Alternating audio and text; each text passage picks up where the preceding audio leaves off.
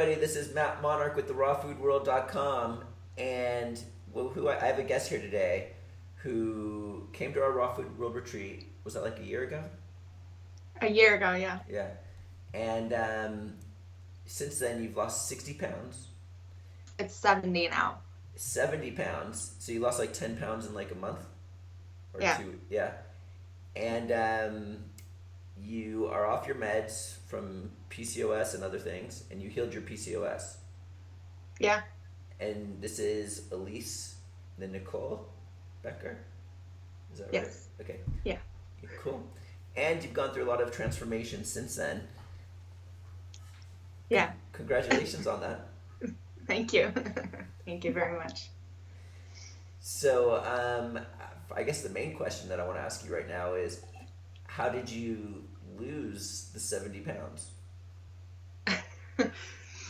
Um, I think that it was a combination of a whole bunch of things. It wasn't just physical, although I made a lot of physical changes.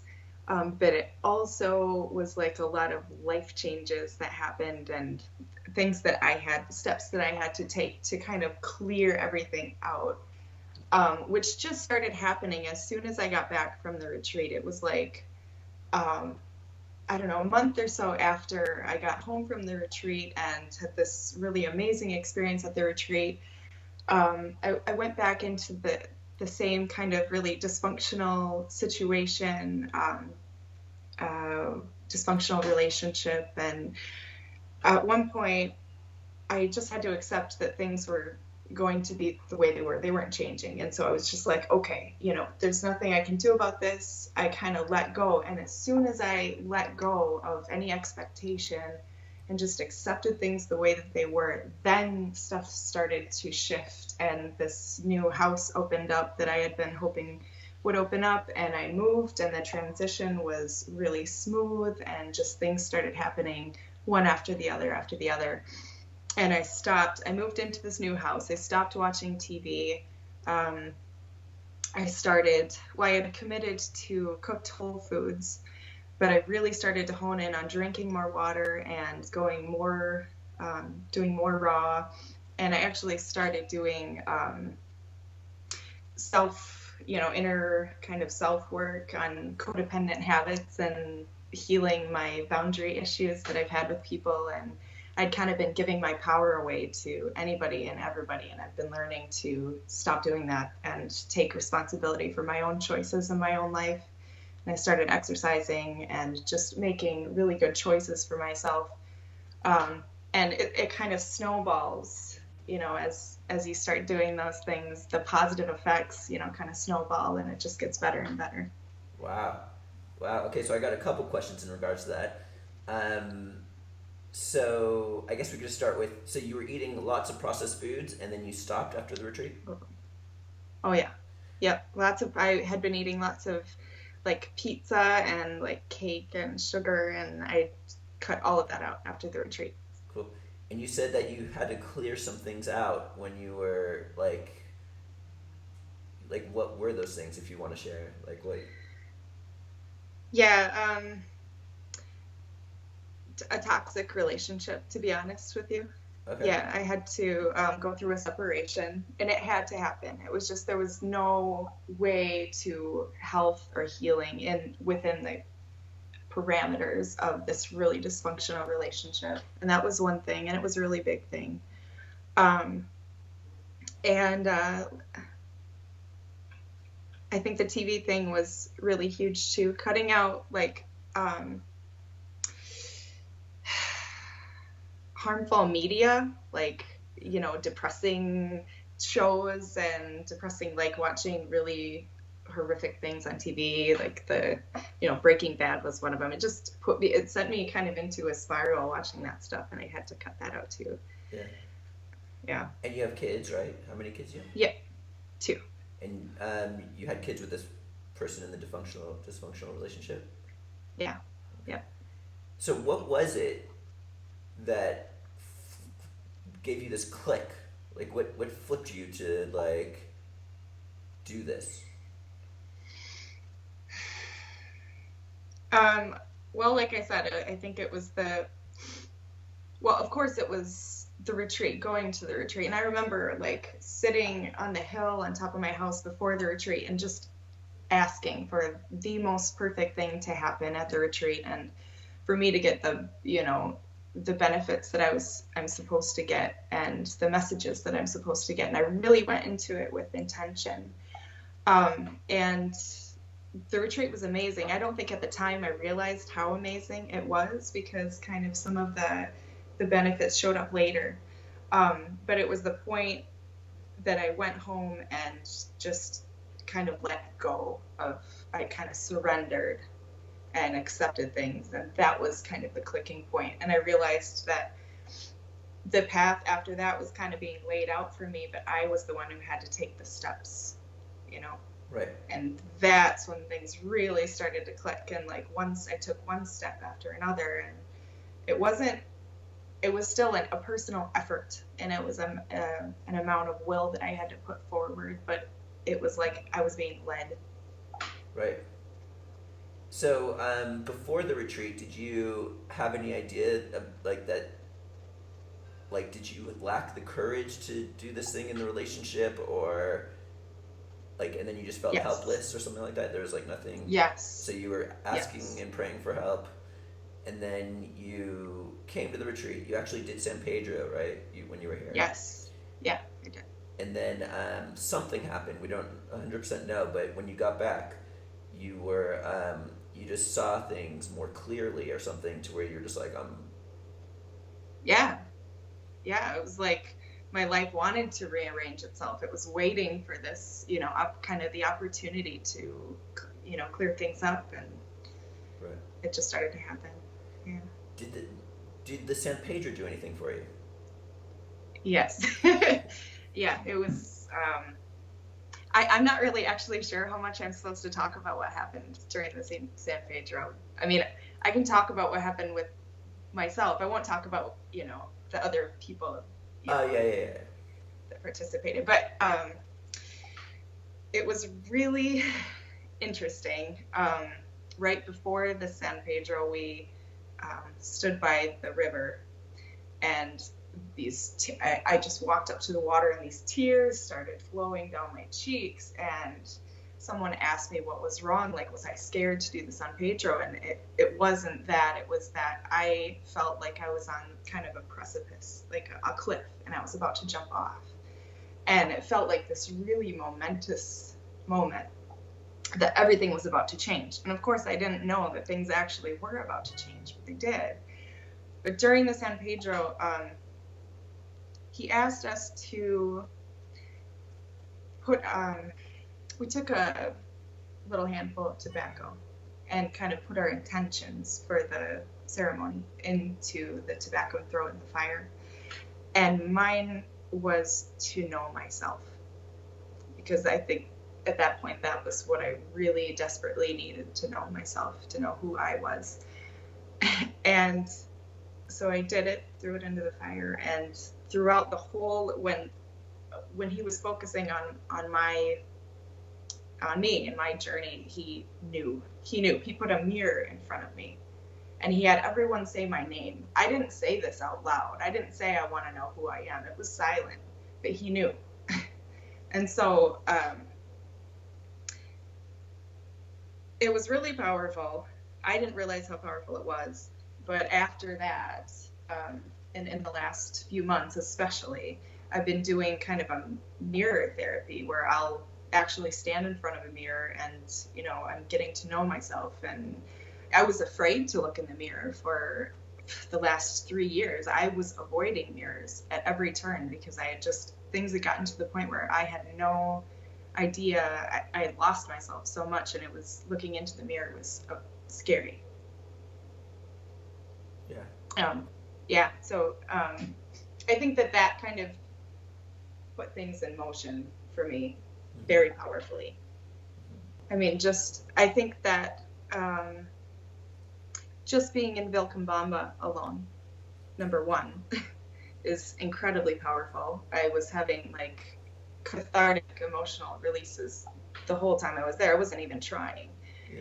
The support from the people at the retreat and the staff was incredible. Like I had barely even felt that amount of support from my own family, and so it was really touching.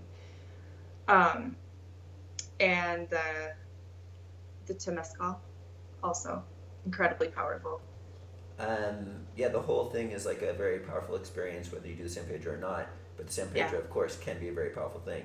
And you're coming yeah, back in 2 months. yeah. Yep. You're bringing your son this time. Yes, I am. Yeah, That's I awesome. am ready to kind of take things to the next level and kind of work on our relationship, my relationship with him, and my um, myself as a mother. Hmm. When I was checking in with you like a couple weeks ago, was it a couple weeks ago? Or three? How long ago was that? A while ago, maybe. Okay. Yeah, a few weeks ago. It seems like you just like lost 10 pounds really quickly. You were telling me that there was two things you couldn't give up. You said it was like a tomato drink. Is that right? Yeah. What was the other thing? Sugar, like fruit juices and stuff. Raw or like from Minute Maid Yeah. orange juice or what? No, no, I don't drink that stuff anymore. But yeah, No. the like really sugary fruit juices. Uh huh. Like yeah. So I think it's like salt and sugar that I'm having a really hard time with right now. Okay. So the tomato was bottled. The tomato juice was bottled, right? Yeah. And what was it? It's like V8. It's made by like R.W. Knudsen, and it's spicy. It's got sriracha spices in it. Is it? Does it have sugar in it? Yeah, Or- there's sugar content in it. Yeah. Okay, cool. So you still drinking this stuff? No. You stopped after our talk? Yeah. What about the fruit juices? Yes, I'm still hooked on Well, that's a those. lot. That's it's natural. That's cool. Maybe Yeah. from simply eliminating the tomato juice, you lost that next 10 pounds. I also started running too. Oh, you started running too? Yep. Wow. How do you run? Like once every and how long? Yeah, Yeah, I running's pretty am powerful. kind of into this blending. I've never run before in my life, and so it was just kind of like, okay, now it's time to run. And so I'm actually running in my basement. I'm running laps in my basement because I'm embarrassed. But I'm running for like 20 minutes, like every other day, Wow, 20 minutes straight. Yeah. that's awesome. So, what changes have you noticed since you've lost all this weight and you're on your new path and things like that? Um, Confidence, a lot more confidence, and I feel happier and just interacting with people because I don't feel so self-conscious and there's obviously that comes with losing weight, but also getting to know who I am and where I begin and where others, where I begin and end, and the difference between me and others. I think that has been huge. Hmm. So, you sent me that picture. You were okay. So you were on some sort of fast. What kind of fast were you on? It was a combination of juice and water. So I was doing a lot of water, but also it was not, it was intended to be a water fast, but I wasn't feeling ready for that. What kind of So, juices were you doing? um, juicer, putting vegetables through the juicer. And so it was like, in the morning I would have fruit juices, and it was carrot, orange, grapefruit, turmeric Oh, knobs. wow. And then, in the afternoon I would do tomato, celery, cucumber, Wow. things like that. Yeah. Wow. Okay. And I So had to add the cayenne in there too. nice. Wow, that's an awesome juice. So then also you had this water bottle, Yeah, and one of these. yeah, yeah. What were you what were you doing with that? You were drinking Okay, water every day. drinking water, a lot of water. And I would fill one of these up, and I used the same one the whole, 8 days. And every time I went to take a drink, like in the morning, that was the first thing I would do is drink one of these. But I would kind of like put it to my head and just imagine and try to feel like my whole spine was like this clear conduit of energy, and like my nervous system was just clear and aligned and healed. And I did that every time I took a drink and just tried to really get in touch with the feeling of it. So what made you do that? What gave you the belief to do something like that? I'm trying to remember. I don't actually know. You just did it. It's like I said, I just did it. Yeah, it was just like, here's the next step. The next step is that you're gonna do this. Which is just like like you're just like healing yourself is what you're doing. That's crazy. Okay, so then what happened was you left the bottle of water in your car. How full was it? Was it like halfway? It had like maybe a teaspoon of water in it, and I left it in overnight. Wait. And there was a teaspoon of water in that entire jar. Yeah, it was empty. I mean, like empty. There was just like the drop, like when you drink an entire bottle, and it was just a little bit of water in it. Okay, check out this image, everybody. Okay, well, before we see this image, how can there only be a teaspoon of water and there's like this huge block of ice in there? I don't know. But I know that I had drank I was making sure to drink the whole thing, at a time. So it was like every time I filled it, I drank all of it at once. Okay, so you left. Okay, you left this bottle of water in your car, and it was just a teaspoon, right? Mm. And then you came back, and there's like this icicle-looking structure of what looks like a spine, nervous system that looks perfectly aligned, like vibrant, things like this. Yeah. And, okay, firstly, check out this picture, everybody. This is what you came back to with only a teaspoon of water in there. First off, ice doesn't freeze like this unless it's like an icicle dripping from like a house or something. So regardless if Elise forgot that she left a half a bottle or more in there, or if there's actually a teaspoon. Let's just say you did the teaspoon. The teaspoon froze into this huge mass of ice. It was on its side, like this. Okay. Yeah. But there was more than that. There was less water than that. Yes, much less. There was not this much water in it. It was very nearly empty. But even if it was on its side, it wouldn't freeze like that. It would just freeze on the bottom. Right. But right. You're saying there's only a teaspoon? There was a very tiny amount of water in there. Yeah, I mean, I didn't measure it, but it was, yeah. I had just done a sauna, so I was really warm. I was very thirsty. I drank all the water. So how did so much ice mass get into this bottle? It looks like it's more than halfway filled with ice. I know it expands, but this is like... I don't know. Okay. Let's just say she's mistaking and the water was halfway full. And I believe her. It still wouldn't even freeze like this. This just takes it to a whole entire another level, what you're talking about here. It wouldn't freeze like this.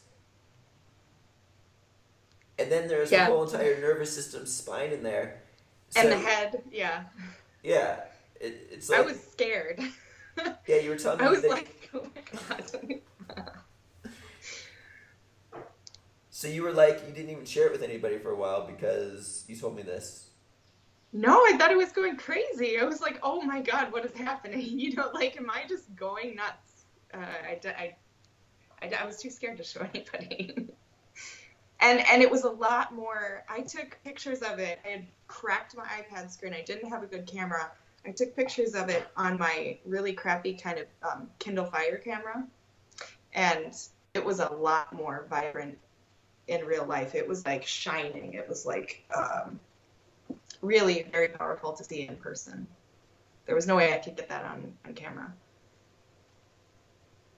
That is crazy.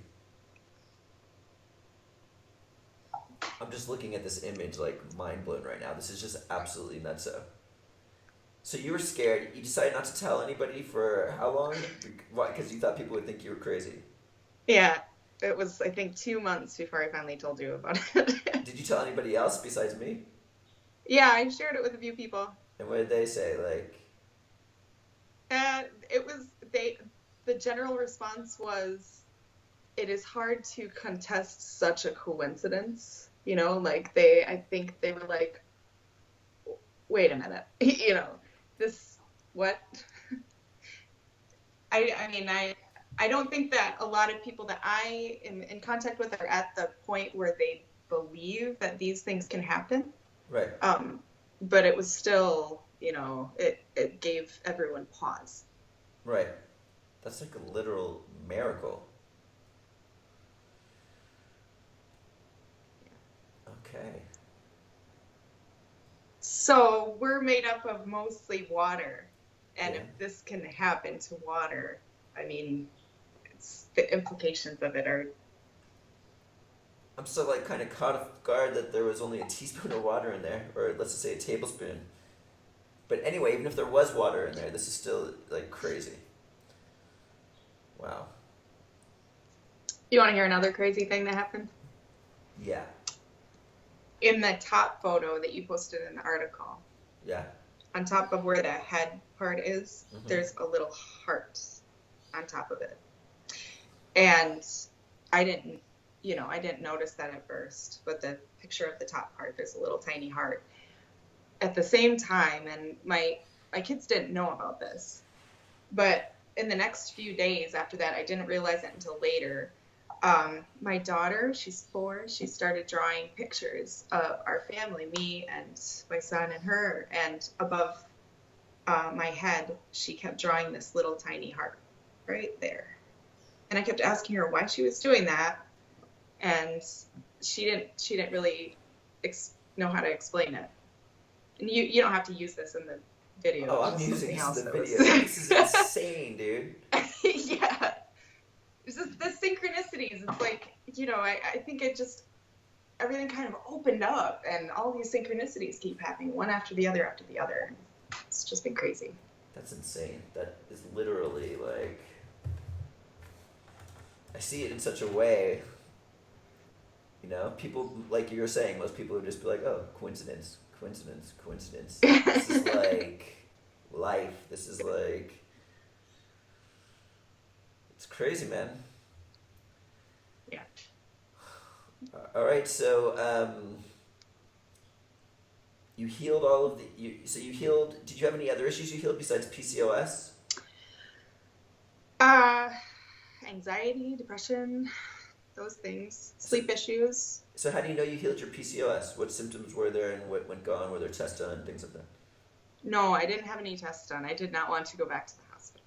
Okay. I had spent the 2 years before the retreat in and out of the hospital because I was having miscarriages and severe bleeding, scary severe bleeding, and cysts, and horrible pain and hormone fluctuations and debilitating daily migraines. And so those cleared up. I mean, I know it's healed because they're gone. Yeah. Like I have a regular cycle now, painless, for the most part. Wow. And yeah, no more headaches, migraines. And how'd you get off the three? You were on 3 meds. What were those for, and how did you get off of them? 3. What were those for? They were for, I was taking a medicine that's like Adderall. It's called Vyvanse. I was actually taking it for anxiety because I was diagnosed with adult ADHD, inattentive type. And so that, I attributed that to my anxiety, that I couldn't do things, and it helped me to focus and do the things I needed to do. But once I started to clear up my diet and cut sugar, especially, I could focus on things that I needed to do, and it just kept getting better and better, and I kind of weaned myself off of it. And it's, anxiety is not an issue right now. And I was taking a medicine called spironolactone, which is for PCOS. It is an androgen blocker, and it regulates androgen levels, from my understanding, in your body. And I just kind of slowly tapered it off and, stopped taking it. And I didn't have any effects from doing that. I did it slowly and carefully. And the other medication I was taking was progesterone to balance out the crazy estrogen levels and kind of smooth out my hormones. But I don't need it. When I was don't the need it. last day that you took all these? When was the last day you took a med? How long ago? Uh, it was kind of staggered. I've been off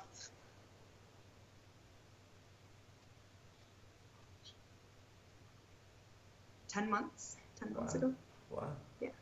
Wow. So this has like been an incredible transformation for you. I'm so happy Yeah. for you. Thank you. Yeah, I think And thank you. I think coming back to the retreat is going to be a very powerful experience. We'll see what we can do with that. I know it will. Yeah. And if there are any past retreat members who have been thinking about coming back, please come back in June.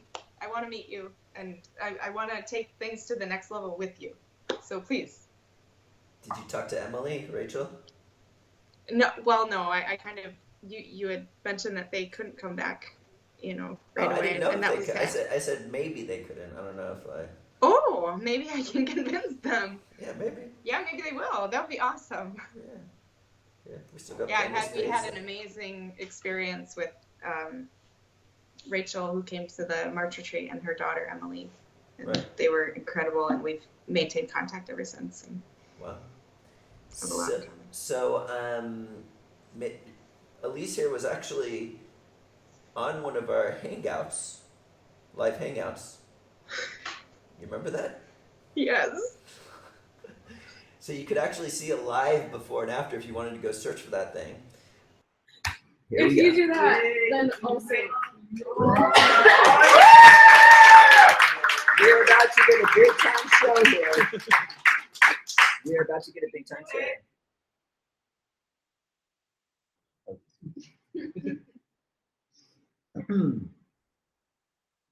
I loved having you here.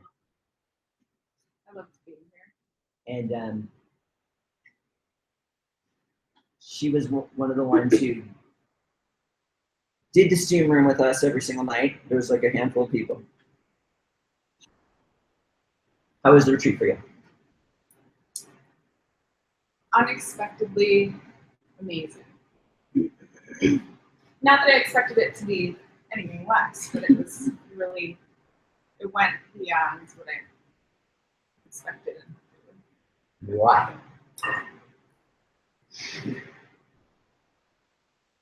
It kind of, well, not just kind of, it made me look at things that I wasn't really looking at before.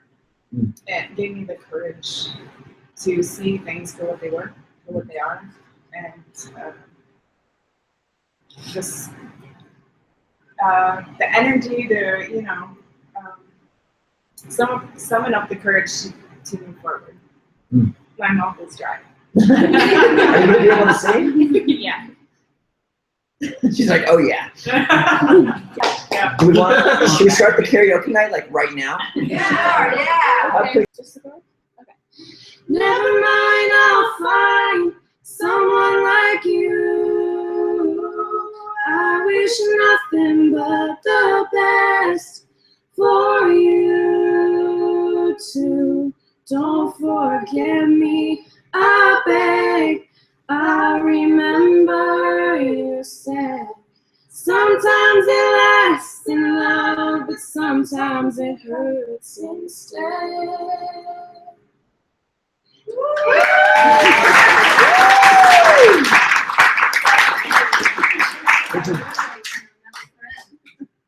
That touched my heart. Anyway.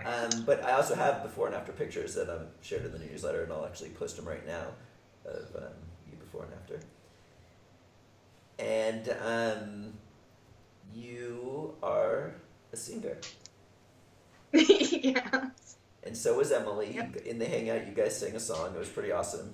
You took Yep. my guitar and played it, and that was a lot of fun.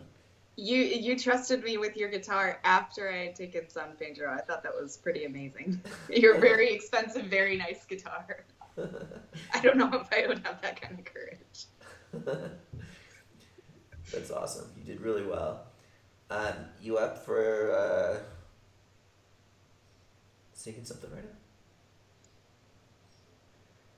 now? Okay.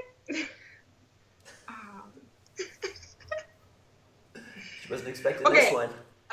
Okay. Just a little tiny blip of an Etta James song, and this is super embarrassing. Just so you know. Okay. At last, my love is come along. My lonely days are over, and life is like a song. Woohoo! I can't actually hear myself, so. You can't? Oh, okay. I don't even know why I'm wearing these. It was good. I'm wearing some too. Did you want to do it again without that? Oh no, hold on. You couldn't hear me. Can you hear me now? Yeah, I can. Yeah. Do you want to do it without the headphones? No, and I think you should cut that out. I ain't cutting nothing out. It was really good. Ugh. I just woke up as it's in the morning right now. All right. So, how can people, if they want to go listen to your music, because I know you have created your own songs and things like this? You know, to be honest with you, the songs that I have on SoundCloud, which is where they are, that I had written from the last 3 years, are very depressing because they're from it's like a snapshot of that era in my life, and I don't even like going back to them right now because I am so far from that, that mental mindset and zone that I don't even like listening to them. And so I think that, I will have wonderful, positive, uplifting music in the future. Okay, so we'll save I would much rather have, yes. We'll save it for another interview in the future. So, on an ending note, generally, when a person makes huge changes in their lives, they spiritually grow in a big way, they're going to be, I guess, set with a lot of blocks and tests, and so many things happen to a person. It happened to me, actually, to where I was willing to accept anything to happen in my life. The most important thing to me was like this path, my spiritual path and connection to the Creator and all these other things. Yeah. So I'm assuming that, because I've seen a huge shift in you, and you kind of actually told me a little bit about it, that, you're going to be, like, your whole life is being, like, rearranged, and you're being hit with a lot of adversity, and you're just like, many people would fall back into their old ways, not being able to handle it. So it seems like you are in the midst of that right now, and are still standing strong and moving forward and stuff like that. Yeah, it's very easy to, when you think about the bad things, the tests, the trials coming at you, to lose hope. But I think that in the process of strengthening myself personally, I've been kind of prepared for everything that's come up. And so, I don't think if these things would have happened 10 months ago, 12 months ago, whatever, I would not have been able to handle them. But just starting on that path of getting stronger, and you reach a certain point where it's okay, and the difficult things can happen, and it's worth it. I think it's worth it. It's like the hardest things are happening. I mean, things are happening with my school and my relationship. I'm probably I'm separated. We're moving into a divorce, and that is a horrible and very difficult thing, but it's part of what's happening right now. It's part of the path, and I have faith. I have trust. I know that this is, it's supposed to happen. It's happening for a reason, and it's worth it. All of these changes are worth it. just recently on Facebook, you wrote me. Let me see if I can find this. Okay. Oh no. I'm not gonna read everything out. You said something about I'm struggling now. I'm in the midst of separation. Most likely divorce. I'm sabotaging my own efforts in school because I don't trust blah blah blah medical field. You don't trust the medical established field, and I don't ever want to be in a hospital or a clinic again. But I don't want know what I'm supposed to be doing, what my purpose is, if anything other than being a mother and getting well. And you said you were just like telling me like going through all these things, and I didn't really say much. All I said was. That all sounds really good. To me. LOL. Because I knew that that's all I said. You know, I don't know if you got the like what I was doing or if you thought I didn't care or anything like that. No, I get it. Yeah, that was like I was kind of like smiling like perfect. I know. There were some other things you wrote too, but it was like just like so this type of thing happens, and you gotta be strong. And when I was like smiling, seeing this, I see like this crap you're going through now, but I also see what's gonna happen afterwards at the same time. So it was like thank you. Yes, yeah. Thank you. Yeah, and that also helped. Yeah, helped me to kind of realize that. That's good. Yeah. So the future looks bright for you. Got your beautiful children. And they're benefiting too in huge ways. From my getting well, my kids are benefiting. Nice. Yeah. So is there anything else you want to share with everybody? I guess for anyone who was in the situation the kind of situation I was in a year ago, just a year, it was hopeless. I was depressed. I didn't know how I was ever going to get out of the situation that I was in. Miracles happen. I mean, it is okay. It's going to be okay. Things can and do work out, and in a very short time if you let them. So please don't give up. Don't lose hope. I'm telling you this from very personal experience. Don't give up. Wow. What an incredible interview. Elise Nicole Becker here. You want to say hello? You want to come on? She's showing me a picture. Oh my goodness. Is there a little heart on your head? Nope, the heart is in my shirt. Oh, it's in your shirt this time. Yep. Hey, Mom. All right, I gotta go. Yeah, thank you, Elise, for doing this. What a very powerful, inspirational story. Thank you so much. Thank you. Yeah, ciao. This is Matt Monarch. We'll see you next time at therawfoodworld.com.